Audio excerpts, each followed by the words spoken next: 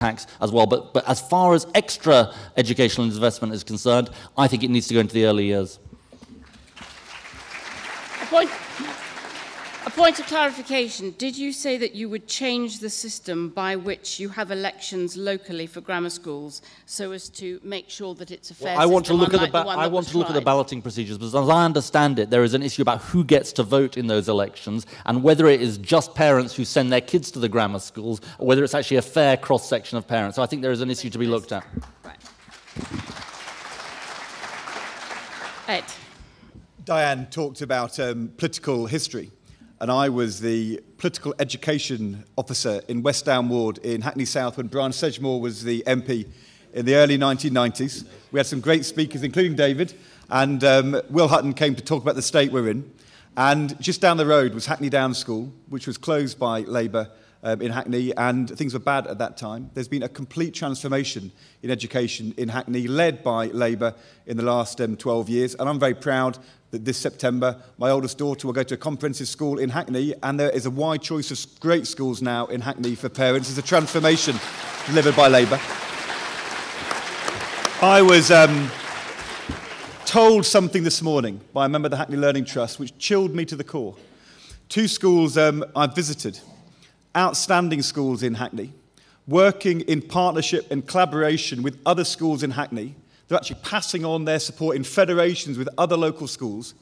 They've been told by Michael Gove that if they want to be one of his new academies, they have to break their federation, break their link with these other schools in Hackney, because they can only link up with other outstanding schools.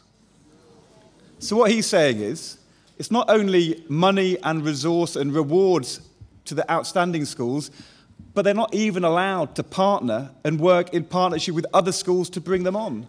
And then he wonders why we say he is introducing and legislating for a two-tier education system. That is what he's doing. It's a complete free-for-all.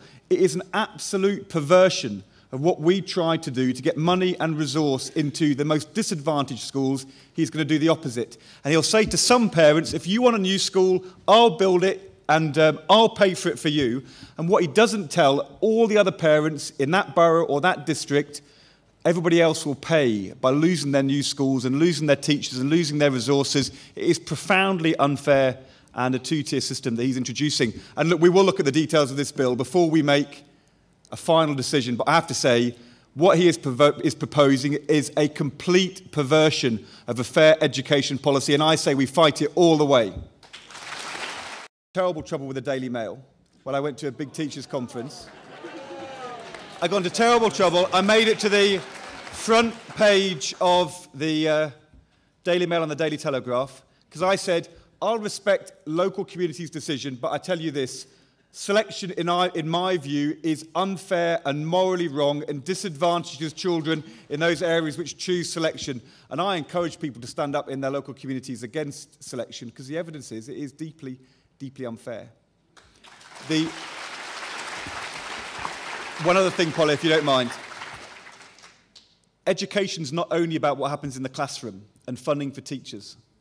There was a comment made yesterday by a Labour MP, Frank Field, who said, why do we have these breakfast clubs? He said, isn't it parents' job to make sure that their kids come to school on time in their uniform having had their breakfast? I have to say, I have visited over 250 schools in the last 3 years. Every head teacher I speak to says, our breakfast club is fabulous.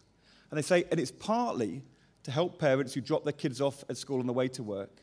But there are also, in every year in our school, 4, 5, 10, 15 children who we don't know if they go home at night. We don't know if they eat properly. We don't know whether they're actually being looked after in the way they should. But if we can get them in, and we pay for it as a school, at 8 o'clock, give them a hot breakfast, calm them down, they will learn in the morning. If they arrive at 9 cold, without having had breakfast, it will take them until at least lunchtime to be able to concentrate. That is social justice in action, and Frank Field wants to stop it.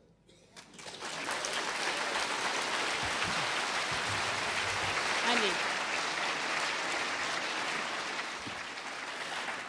Well, Fiona, my approach to this has always been that where there are areas of real educational failure, academies can be a good way of giving a new approach but I would not want to see them imposed on local authorities. And I think that was what Ed did.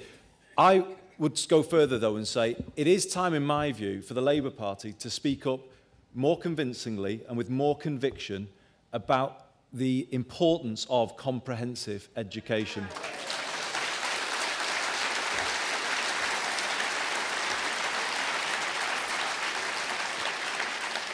And I might say more than that, local authority-run comprehensive schools, because I believe with every fibre of my being in comprehensive education, to my very core. It's not just the breadth of opportunities, it's the breadth of backgrounds and abilities, and what that does to young people who come through, having seen a wide range of people, it in my view, brings forward more rounded, more adjusted young people who are ready to play their part in the world. And I'll never forget going to university and being confronted for the first time with people from private schools and being just basically knocked back by their confidence, their ability to kind of to make an argument, but also seemingly unaware of the people around them and what they were making of their views.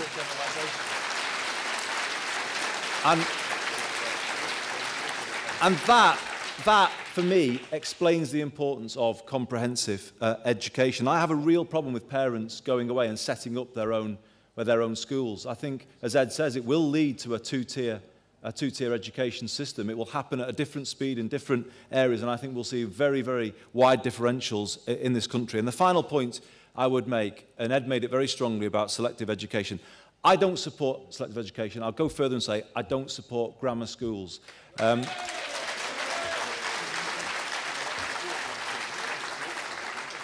If we are going to have the principle, as David was saying earlier, of decentralised decision-making, well, yes, the decision then should be taken at a local authority or county level. But let's have a ballot where every parent in that borough, with children in primary school, in secondary school, can have a say about the future of secondary schooling in that borough, because it is not right that we only ballot parents whose children might be benefiting from the status quo.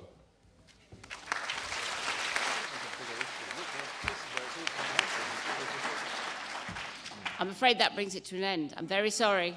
That's the end of our hour. I know we could go on happily. They will be going on through many, many more of these sessions, which I'm sure many of you will be attending. But all of us who've heard them today know that the Labour Party is in very good heart and has a terrific selection here. Thank you all very much for coming. Thank you, John.